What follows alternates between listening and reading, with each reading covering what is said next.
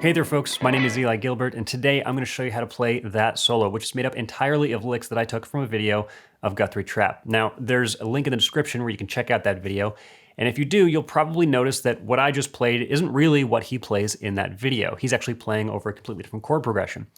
But one of the things that I like to do is take licks that I want to learn and try to use them in a new way as quickly as possible. That way you can try to understand what chords they apply to, what situations you can use them in, and then you're using them as if you're your own musician. It's great to learn things just the way other people have played them, and I encourage you to check out that video and learn as much as you can from it. But ideally, at least for myself, I like to take these ideas and then see where I can use them in other places so I really understand the material. Because I guarantee that all the material that Guthrie played in that video was a choice that he made.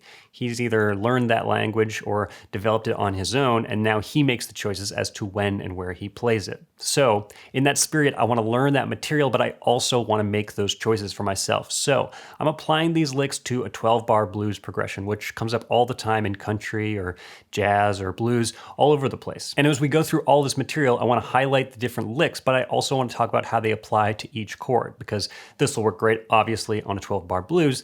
But for instance, if you're playing over E, A, and B, a lot of these licks will work over other chord progressions that include E, A, and B. And just so we're on the same page, this is what I'm thinking about in terms of 12-bar blues. There are so many different variations of a 12-bar blues, but here's how I'm thinking about it. It's going to be 4 measures of E, followed by 2 measures of A, followed by 2 measures of E, followed by 2 measures of B, followed by another 2 measures of E. I know there are a bunch of different ways that you can do that, and this is going to work over pretty much all of those, but these licks particularly will work over that version of the progression. By the way, this won't surprise you, but I am going to ask you to subscribe to this channel and like this video. That's a huge thing you can do to help me make more of these videos. So if you do that, I really appreciate it. Also, you can learn all of this stuff from this video, but if you're looking for a PDF of the tablature for the entire solo, you can find that at patreon.com/EliGilbertBanjo, which is another great way to support these videos. Anyways, let's move on and actually get into this solo. So obviously we're going to start with lick number 1, which spans the first 2 measures over the E chord.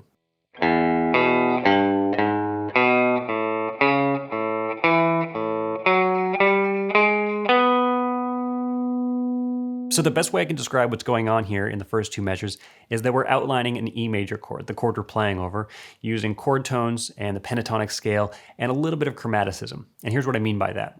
What we play in the beginning here is mostly just an E major chord, E, G sharp, B. But we do also have this G. And really that just serves as a springboard towards the G sharp. So even though it's not in the chord or in the scale or something like that, it just leads us to a place that is in the chord.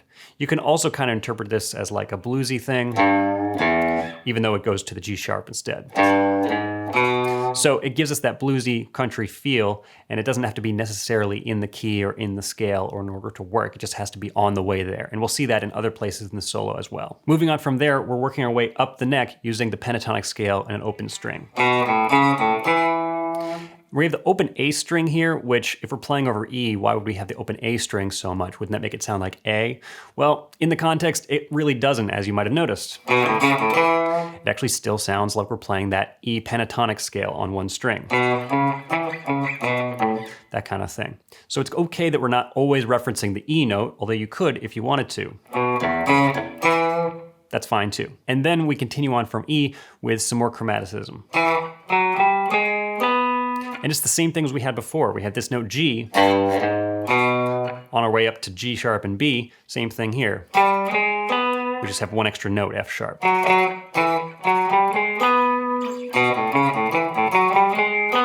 And it accomplishes the same thing. We're basically just hearing this E major chord with notes in between. And chromaticism is always fine as long as you're on your way somewhere that you intend to go. So hopefully that makes sense to you, but if you really want to internalize these concepts, then you want to take a little time with each of them and try to improvise as if this was a scale maybe. It's not actually a scale, obviously. It's kind of the pentatonic scale and it's got some chromaticism. It's something, but it's not a scale per se, but it's a sound. It's actually music. So you can improvise with this as if it was a scale, and it's not that hard to make music.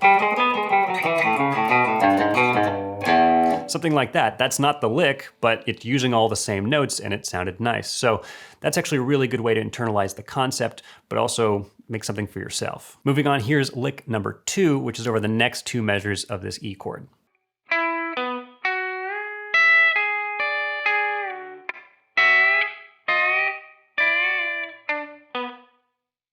Okay, so now we've made it to everyone's favorite part of this country guitar style, which is these double stop bends. And here's how this one works.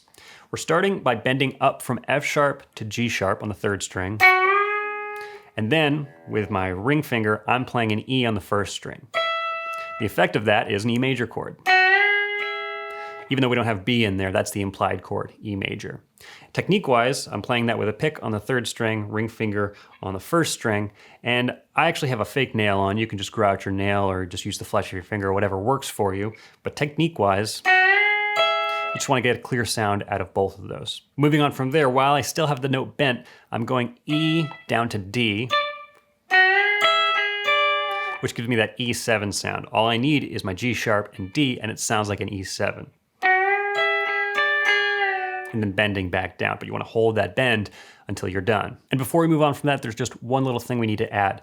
We're just going to mute the 3rd string with our left hand, and upstroke, just going to be a short little ghost note. It's going to give us a little extra rhythm, just keeping time, but we don't want any dead space. We don't want to play a note there necessarily. You could, but we really just want to fill that space so there's no gap.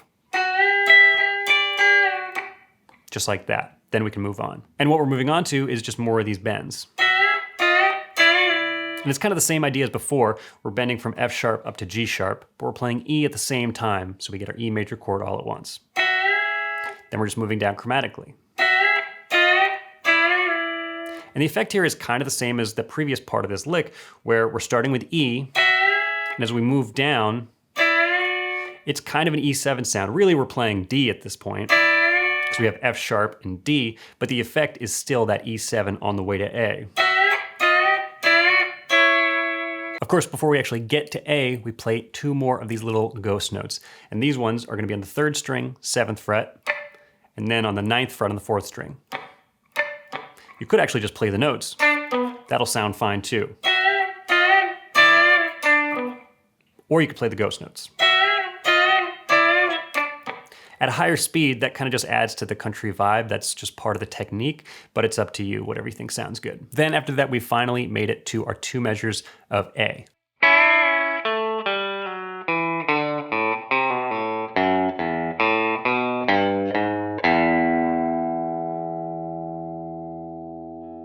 So again, we have one of these double stop bends, this time for the A chord, and we're playing C sharp and E. Then we're bending the C sharp up to D and back down again. Instead of bending into a chord like we did before, we're just kind of bending out and then back into the chord. Then from there, we're walking down what you could call the A mixolydian, landing on A, and we've got a little bluesy phrase that's really just circling around that root of A.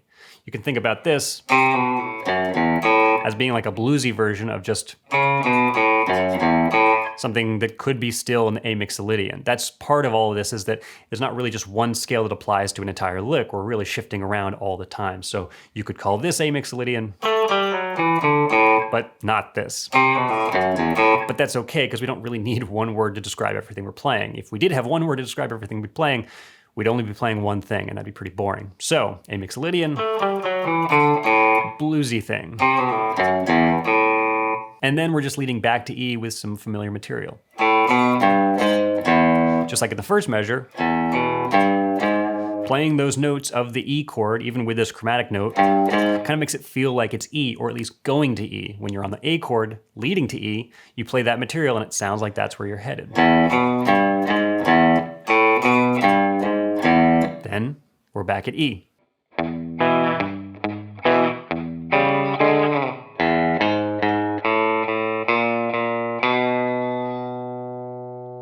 Okay, so this is actually one of my favorite parts of the whole solo, if you can call it that. He actually plays this in the beginning when he's just playing rhythm through the whole chord progression.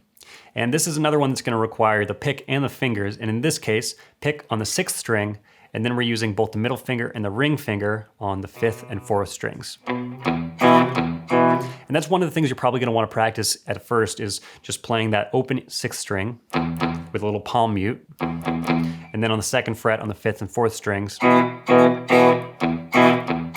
And it's try to get some good clarity, some volume, but also note separation. You don't really want them to blend together. And once you can do that, the rest of the pattern is kind of just bouncing between those two things in different contexts. And you really do want it to feel bouncy and kind of swing.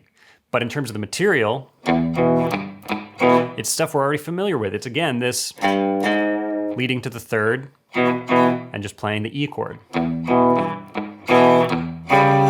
Until we get to that, which is a little different. So what we're landing on here, this D and G sharp, that's our E7 chord. D is the 7th, G sharp is the 3rd.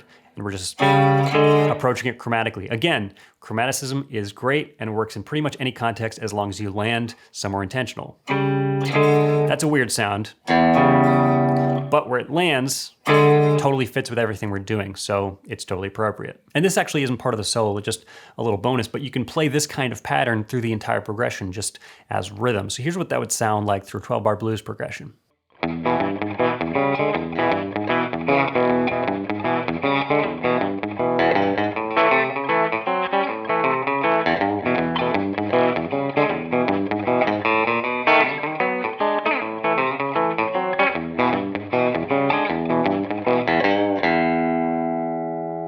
And you can get the tablature for that at patreon.com/EliGilbertGuitar. But now we're moving on to the B chord, and we're getting there with more chromaticism.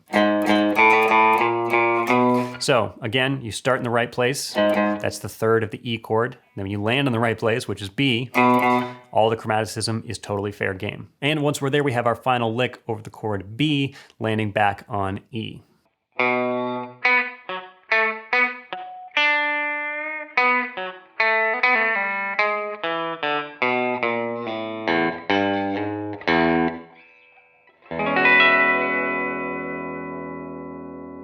So let's think about what's going on for this B chord. We're starting with B, obviously. We've got F sharp and A. Well, it doesn't have the 3rd, but the rest of that is a B7 chord. So we're just emphasizing the notes in the chord like we are with a lot of this solo.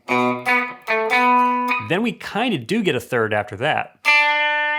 It's kind of a minor 3rd, kind of a major 3rd. That's the nature of the blues. It could kind of be considered either one of those depending on how much you want to bend it, but we're mostly just getting a B7 chord at that point. We could also think about it as being kind of like a B blues scale, something like that. All of that sounds great, and you can even use that as a little pattern to improvise with as well.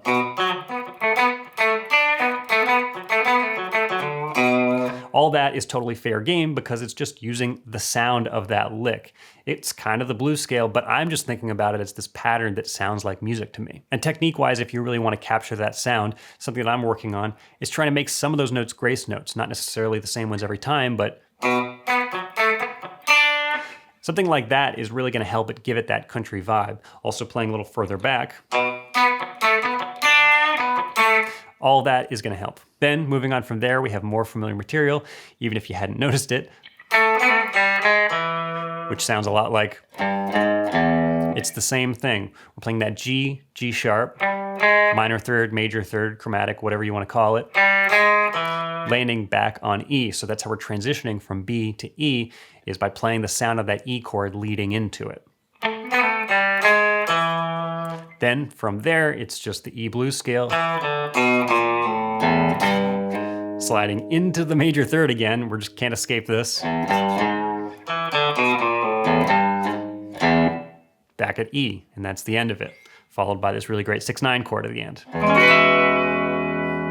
And that's it. That's the whole solo. There's probably a million different ways to think about this stuff and rearrange it and play these licks in different orders, and you probably should. It's definitely a good idea to learn these licks and maybe learn them in this order, but look at these licks also as like pseudo scales. They're not scales, but they're sounds. They're little pieces of music that you can bend and make sound however you want. So in the same way that I watched that video of Guthrie Trapp and then put my own spin on how these licks would be used, you should take these licks and use them in your own way. I mean, you can do whatever you want. You're not morally compelled to do that, but I will say it's actually a lot of fun, so I would give it a try.